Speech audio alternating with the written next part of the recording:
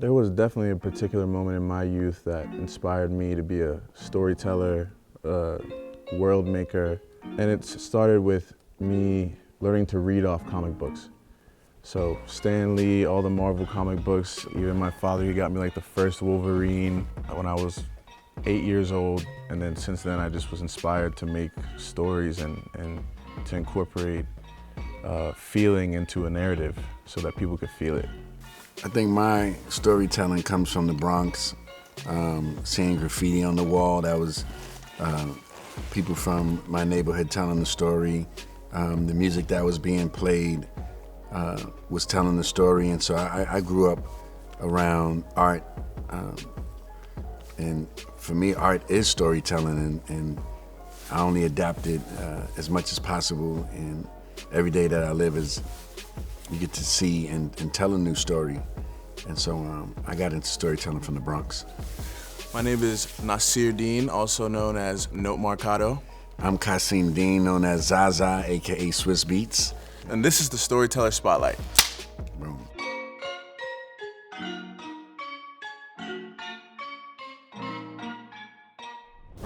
I think celebrating the hip hop 50th anniversary, the importance of how that movement changed so many lives and how it became a first place runner in the genre of music. I feel that it started as organic.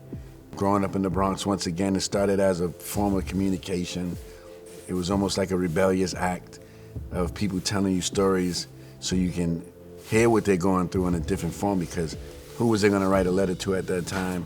Who was gonna listen to what they were saying at that time? So hip hop got people's attention, and then the message was in hip hop, which is why the song was called The Message at that time as well.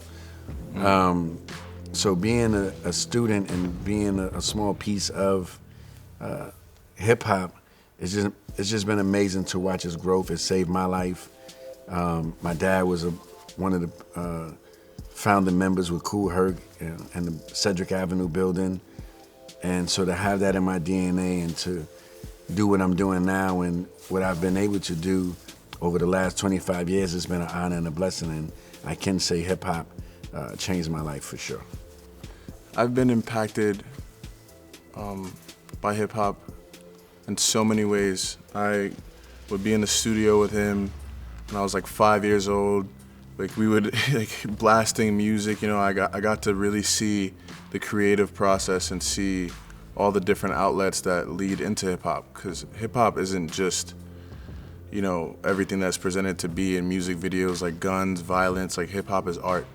Hip hop is art, it's poetry, and people have all of their different facets that they contribute to hip hop. And to watch my father just explore his inner self and also do hip hop at the same time was amazing. Like him designing cars, him collecting art, like us painting, like those type of things really broadened my mindset as to how hip hop influences all genres at once. And you don't have to stick to one thing to want to influence. You could actually do your own thing, and then it'll influence like the way that it's supposed to. So that's how it affected me. Yo, I feel that the connection between hip hop, art, cars, fashion is brothers, sisters, and cousins, because it's all art. You know, it's just a different expression. If you're into cars and how you design your cars, that's your expression. Whether it's a car that you built by hand or whether it's a car that you got from the dealership fresh, brand new, that's your expression. And that goes for songwriting, that goes for fashion. If you're a fashion designer, you woke up and said, you know what? I want to do this outfit like this, and I hope people love my expression. Art is the same way. There's no bad way to do art because it's that person that created the art expression. Now you either can connect with it or not, which is why there's many artists, many musicians, and many car brands. You're always taking me to some wild place. The way that drive came about, he just like surprised me. I think I was in Miami at the time, and he was like, we're gonna go on an adventure, and it's not gonna be like anything you've ever done before. And I should have believed him, and I did believe him. And it just, man, the times that we had, the experiences that we had, the people that we met, it wasn't forced. It was definitely organic, and something beautiful came out of that. We got to spend so much time together. That was probably the highlight for me, but also there were so many highlights, and that's why we're excited for you guys to watch Drive. And for me, the show started different. You know, the show started with more of a bling car effect, and then it eventually morphed into what I thought was amazing, was a family show, because you don't really see father and sons from our culture moving together, traveling the world together. You mainly see stories about fathers not being in their kids' life, and I feel that although we can show car cultures around the world, it's really a family show. It's really an educational show, and it's showing unity. It's showing different backgrounds. It's showing culture. It's showing family, and we just wanted to do a different type of programming, but still make it fun. Still make it a discovery. It's not a show just about the blinged out cars. Like, we're getting really deep into people's real lives, people's culture, the everyday person, and you saying some things that you might not have imagined as well. So I feel it's a great balance.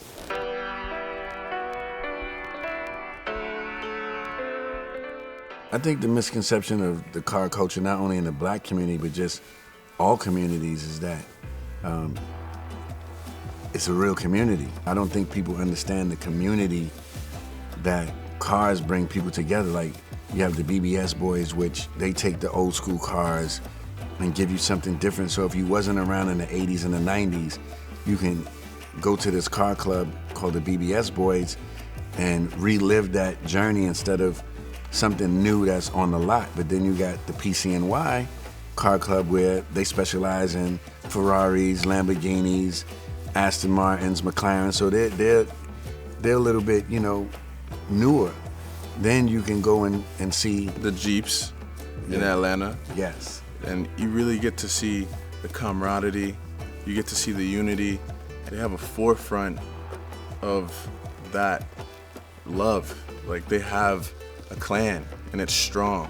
It's stronger than you could ever imagine. I couldn't believe it was something. The Jeeps are crazy. The Jeeps. And the hot rods, Yeah. I thought I knew what a hot rod was, but a hot rod is anything that's modified. So I thought a hot rod was just an old school car with a big engine coming out. No, that's one form, but anything that's modified, that's not factory, turns your car into a hot rod. Did you know that?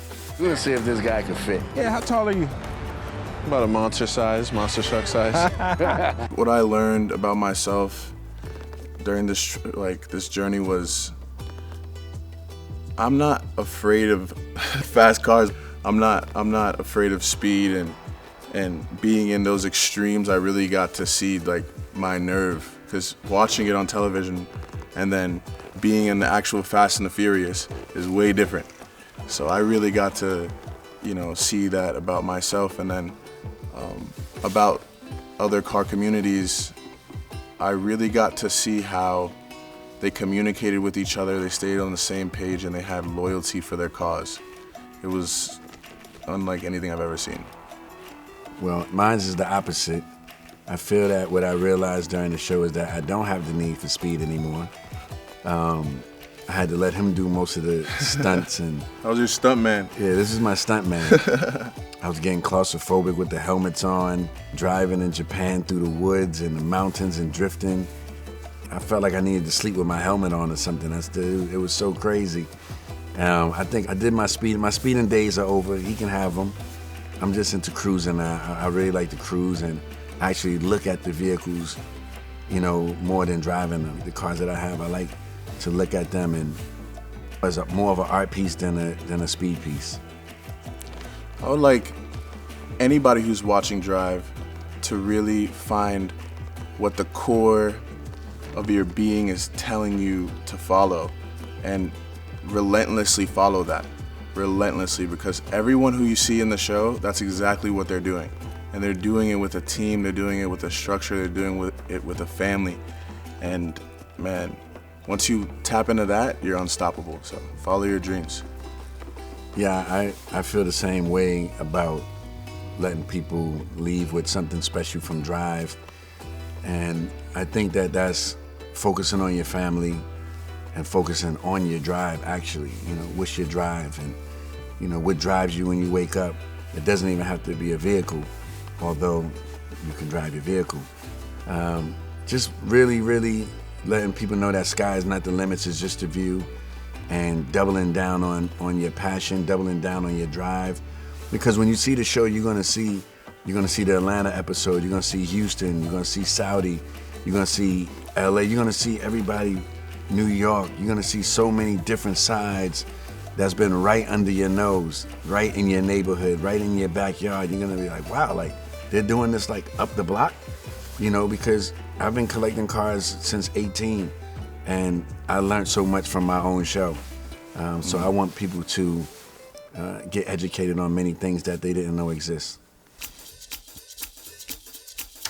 Onyx Collective has been ultimate great partners. I mean, Yes. everything that we asked for, it happened, even above and beyond. Even like this big premiere that we're doing, and if you're seeing this after, it was amazing, right?